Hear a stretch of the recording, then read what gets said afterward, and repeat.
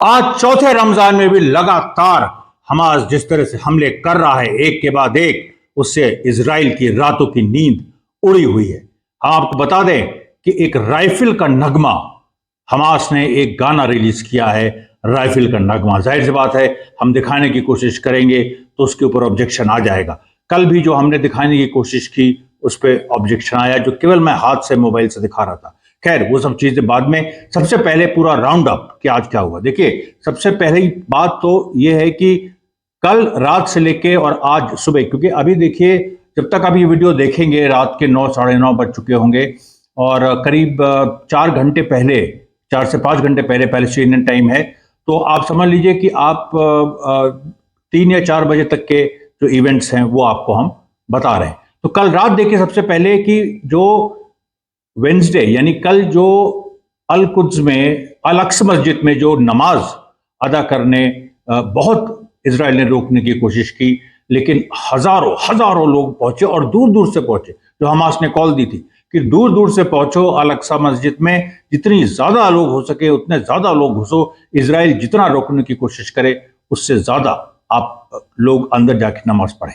दूसरी बात देखिए, जो बहुत ही महत्वपूर्ण एक बात, हाँ एक चीज मैं और कहूं कि कुछ लोगों का कहना था कि जो बार बार आप चश्मा लगा के पढ़ते हैं तो क्यों नहीं कोई टेलीप्रॉम्प्टर इस तरह से आप रख लीजिए। देखिए, ये जो चश्मा लगा के पढ़ने का जो एक बात है, इसमें जो एक एफर्ट लगता है और इसमें जो एक लाइव इंटरेक्शन होता है, इसकी थोड़ी सी एक अलग सी बात है। तो मैं इसको जारी रखना चाहूंगा। अब आगे चल के आप जैसा सुझाव दें।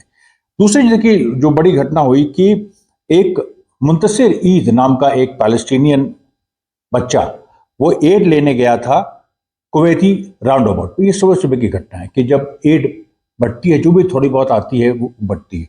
और जब वो बहुत देर तक नहीं आया तो उसका भाई उसको देखने गया तो उसकी लाश मिली। वो मारा जा चुका था। इजरायली स्नाइपर्स बैठे हैं, बच्चे जो एड लेने आ रहे हैं वो उनको मार रहे हैं।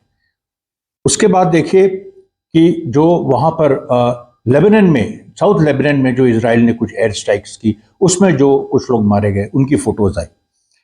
उसके बाद जो एक बड़ी घटना हुई कि आईडीएफ की एक इजरायली डिफेंस फोर्स की एक साइट है जारिद, लेबनीज पैलेस्टीनियन बॉर्डर पे, लेबनीज इजरायली बॉर्डर पे जारिद जो आईडीएफ साइट है, इस पे हिजबुल्लाह ने फिर से वार किया और पूरा आग से ये धू धू करके चलने लगा जारिद। और ये देखिए, इस पे एक और भी खबर आई है कि जो नॉर्दर्न इसराइल है, जो लेबनीज बॉर्डर से लगा हुआ है, जहां हिजबुल्लाह लगातार मार कर रहा है, उसके रेजिडेंट्स ने कहा है कि हम लोग अब बहुत ज्यादा दिन, जो भी बचे हैं, कई लाखों तो विस्थापित हैं, जो भी बचे हैं, कि अब ज्यादा दिन हम लोग ये झेल नहीं सकते। इसके बाद देखिए, एक और जो कल मैंने तुलकरेम का मैंने जो आपको जिक्र किए थे, और 2 दिन से लगातार तुलकरेम में एक के बाद एक इजरायली हमास ने इजरायलीज को मारा है, इजरायली डिफेंस फोर्सेस को। तो तुलकरेम से बड़ी जबरदस्त एक वीडियो आया जिसमें इस तरह से गोलियां चल रही हैं। आप देखिए तो सबसे बड़ी बात है कि जो कन्वेंशनल वॉरफेयर होती है उसकी तरह से आपको लगेगा कि इस बार क्या है, अभी तक जो गुरिल्ला वॉरफेयर हमास लड़ रहा है, और इस बात पे आप लोग ध्यान दीजिए कि गुरिल्ला वॉरफेयर जो हमास लड़ रहा है, अब कुछ कुछ ओपन फॉर्मेशन में आके, खासतौर पे वेस्ट बैंक में, क्योंकि वेस्ट बैंक में उस तरह से टनल्स नहीं है, तो वेस्ट बैंक में आके वो आमने सामने की लड़ाई में भी सीधे शामिल हो रहा है। और उसके बाद देखिए, एक बयान हमास का आता है, और हमास किस तरीके से लड़ाई के साथ साथ राजनीति करता है, ये इस बयान से देखिए साफ होता है। क्योंकि फिलिस्तीनी समाज एक अरब समाज है, वहां पर ट्राइब्स और क्लान्स का बहुत ही महत्वपूर्ण रोल है, और इसराइल हमेशा कोशिश करता है 1948 से, पहले अंग्रेजों ने की, उसके 1948 के पहले, कि अलग अलग ट्राइब्स और क्लान्स को लड़ाने की। लेकिन हमास ने जो पूरा एक कोलेशन बनाया है, और ये कोलेशन केवल यही नहीं, फिलिस्तीन नहीं, जो बाकी अरब देश हैं वहां तक जाता है, क्योंकि ट्राइब्स और क्लैंस एक्सटेंड करते हैं, उनके अंदरूनी रिश्ते होते हैं एक ट्राइब के दूसरी ट्राइब के साथ। तो यमन से लेके और सऊदी अरेबिया से लेके, इसीलिए देखिए बहुत सारी वजहों से सऊदी अरेबिया जो है, आज तो एक बड़ी अजीब सी बात हुई, मैं इसमें ये आज की स्क्रिप्ट में नहीं है, लेकिन मैं स्क्रिप्ट से अलग हट के बता रहा हूं कि एक डेलीगेशन, वेस्टर्न कंट्रीज का एक डेलीगेशन सऊदी अरेबिया गया, और उसमें जो इजरायली रिप्रेजेंटेटिव था उससे सऊदी अरेबियन ऑफिशियल्स ने कहा कि तुम अपनी टोपी उतारो, जो एक ज्यूइश कैप होती है वो उतारो। ये देखिए, ये वो सऊदी अरेबिया है जो 7 अक्टूबर 2023 के पहले इसराइल से नॉर्मलाइज रिलेशनशिप करने जा रहा था। बिल्कुल नॉर्मल रिलेशन होने वाले थे। उसके पहले भी इसराइली सऊदी अरेबिया जा चुके हैं कई बार।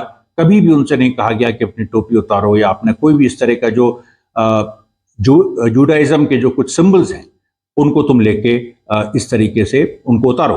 और जिस ऑफिशियल से कहा गया, सऊदी अरेबिया ने जिससे कहा कि अपनी तुम टोपी उतारो, उसके बारे में भी बहुत बड़ा मतलब बहुत फेमस है कि वो केवल एक यहूदी नहीं, वो ज़ायनिस्ट है। देखिए भाई कि यहूदी और ज़ायनिस्ट में फ़र्क होता है। यहूदी जो यहूदी धर्म के मानने वाले हैं, बहुत सारे एंटी ज़ायनिस्ट भी हैं, लेकिन ज़ायनिस्ट वो हैं जो ये कहते हैं कि जूस को पूरी दुनिया पे शासन करना चाहिए। अब देखिए, अब उसके बाद जो है वो फ़लस्तीनियन इस्लामिक जिहाद के अल हिंदी, उनका एक बयान आता है। और ये बयान देखिए क्या है कि जो इस समय एक साजिश चल रही है, अमेरिका एक टेम्पररी पोर्ट बना रहा है और टेम्पररी पोर्ट बनाने के लिए अमेरिका से जहाज चल निकले। मैं उस पर एक अलग से वीडियो बनाने की कोशिश करूंगा, हो सकता है आज, हो सकता है कल। लेकिन आपको ब्रीफली बता दूं कि उस जहाज की प्लानिंग, उसमें 1000 अमेरिकन ट्रूप्स से करीब वो 1800 फीट का पूरा एक वो लोग कॉजवे, और जिसके थ्रू वो 2 मिलियन लोगों को फीड करने की उनकी ये उनका अंदेशा है। मतलब ये उनका अंदेशा कह रहे हैं, ये उनका इंटेंशन है। लेकिन आप ये बताइए, उसके लिए 1000 अमेरिकन ट्रूप्स, उसके बाद एक आप टेम्पररी हार्बर बनाएंगे। उसमें यह भी है कि अमेरिकन सोल्जर्स गाजा के सॉइल पे पैर नहीं रखेंगे, तो किस तरह से खाना पहुंचेगा? एक बहुत बड़ा फ्लोटिंग, आप सोचिए 1800 फीट का एक पूरा समुद्र में तैरता हुआ एक पूरा फ्लोटिंग कॉजवे होगा, स्टील का बना हुआ, बल्कि उसके 2 लेन्स होंगे, और वहां से पूरा खाना डिलीवर होगा। फिर जो छोटी बोट्स हैं वो फिर खाना ले जाके गाजा में देंगे, और उसमें पूरा उसकी जो सिक्योरिटी गारंटी है वो इजराइल देगा। और इजराइल इस समय जो बच्चे अनाज मांगने आ रहे हैं या अनाज लेने आ रहे हैं, जो भी थोड़ा बहुत अवेलेबल है, उस पर गोली चला रहे हैं।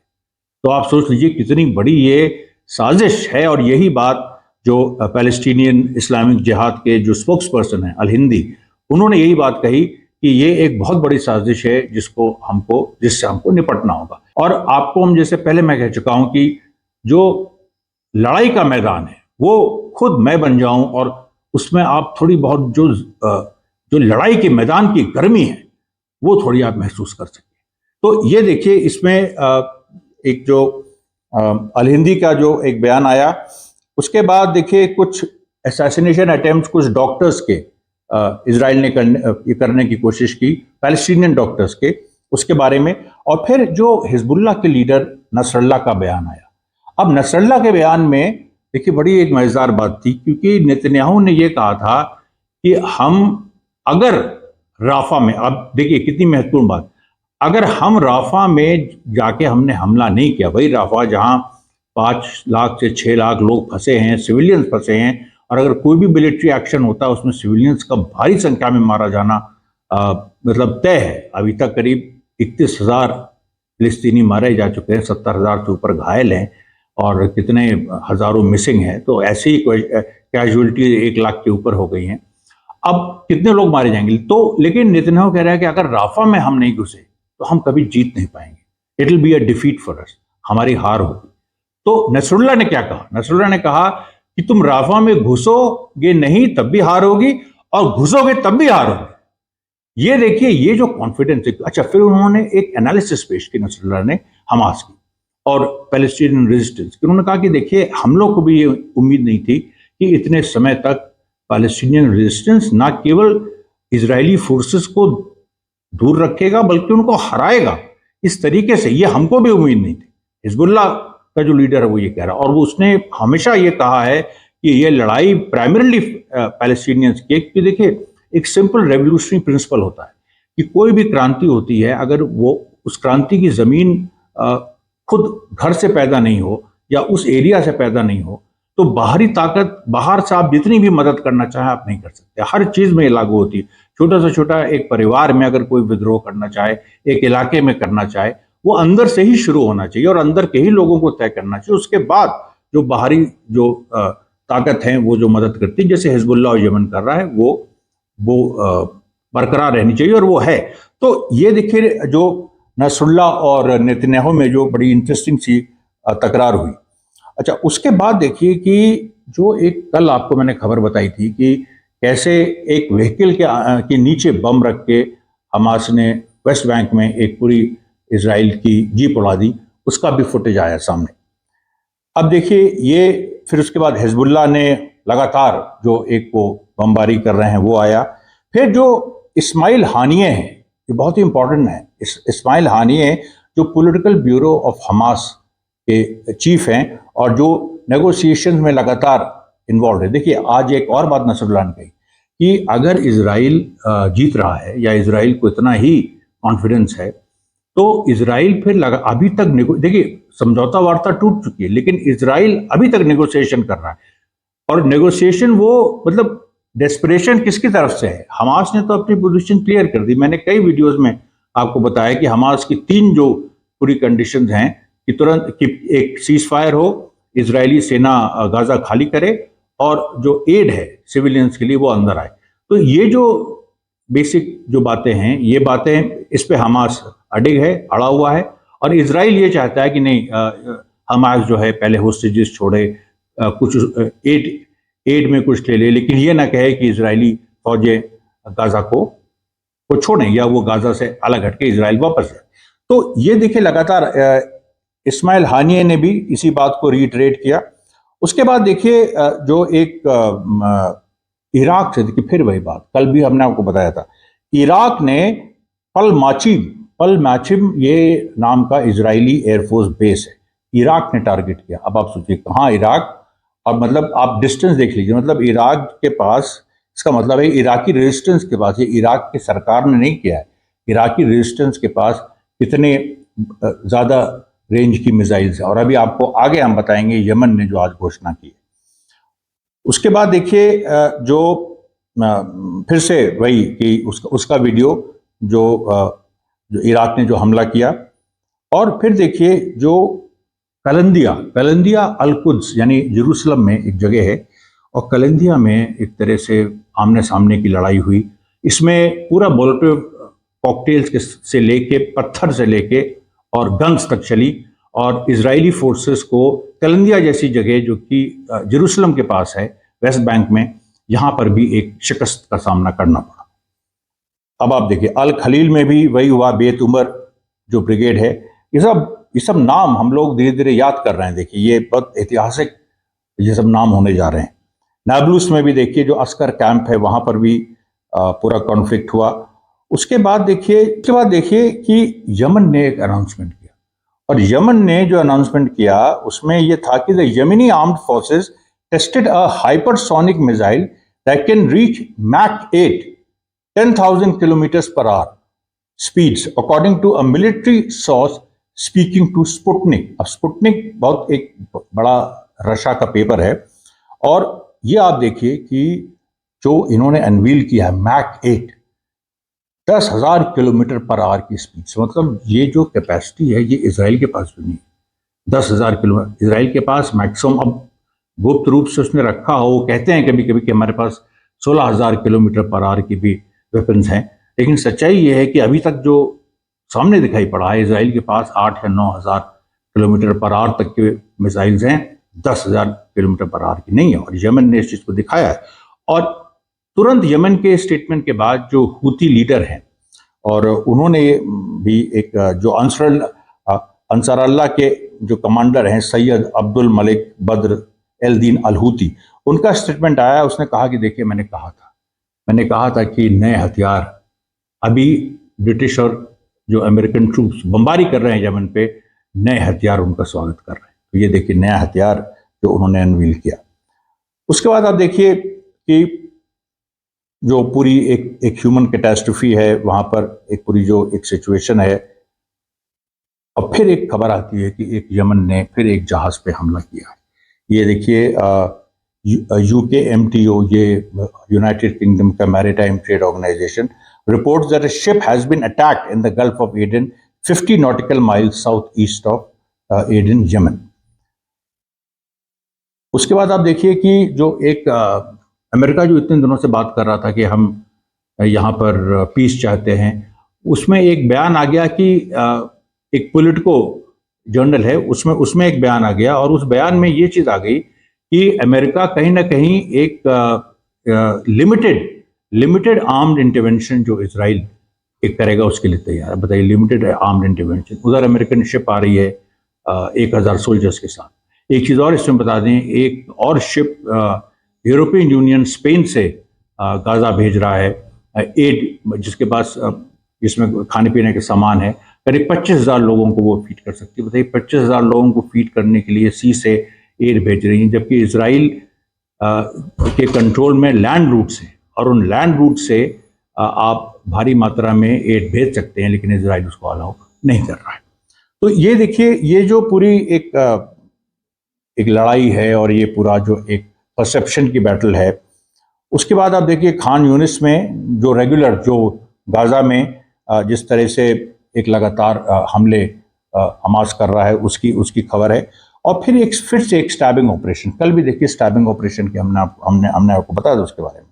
ये जो एक नकाब इजराइल के अंदर है, ये जेरूसलम या वेस्ट बैंक नहीं, नकाब इजराइल के अंदर जो एक शहर है, यहाँ पर एक जगह है बेत कामा में फिर वही एक रेजिस्टेंस की तरफ से, जैसे मैंने कहा था कि रेजिस्टेंस ने जो युवक हैं उनको छूट दे रखी है कि अपने बल पे वो कोई भी ऑपरेशन कैरी कर सकते हैं। तो वही तो अपने बल पे एक अकेला एक यूथ उसने 3 सेटलर्स को घायल कर दिया। और ये देखिए इसके भी वीडियोस आए। और उसके बाद देखिए जो एक बड़ी चीज़ जो सामने आ रही है वो आ रही है कि जो कल जो फ्राइडे को जो अल अक्सा मस्जिद में जो एक रमज़ान की जो एक तरह से पहला शुक्रवार रमज़ान का पड़ेगा, और इजराइल ने बाप्ड वायस तक लगा रखे।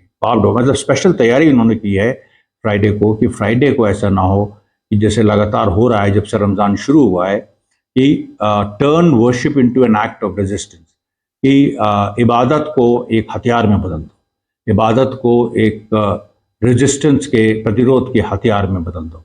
ये जो पूरी बात आ रही है, ये बात जो है, ये इजराइल इससे इतना डरा हुआ है कि उसने एक इतनी लंबी चौड़ी बार्ब्ड वायर वहाँ पर लगानी शुरू करती है जगह जगह पे, कि जितने वो क्योंकि देखिए अभी तक मान लीजिए 500 वर्शिपर्स अलाउड हैं, तो 1500 पहुँच जा रहे हैं, 2000 पहुँच जा रहे हैं, और वो वहाँ पर नमाज अदा कर रहे हैं। इजरायली पुलिस ज़्यादा वो नहीं कर सकती, क्योंकि इस समय इंटरनेशनल स्पॉटलाइट बहुत ही ज़्यादा है इसराइल के ऊपर।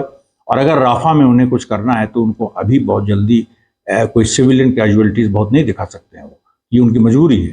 तो इसको हमास समझ रहा है, और इसीलिए इस चीज़ को उन्होंने किया है कि फ्राइडे को इतनी भारी संख्या में पहुँचो, कि एक वही बात कि एक जो पहला शुक्रवार है रमज़ान का, वो फ़िलिस्तीन के इतिहास में याद रखा जाए। धन्यवाद साथियों, बहुत बहुत।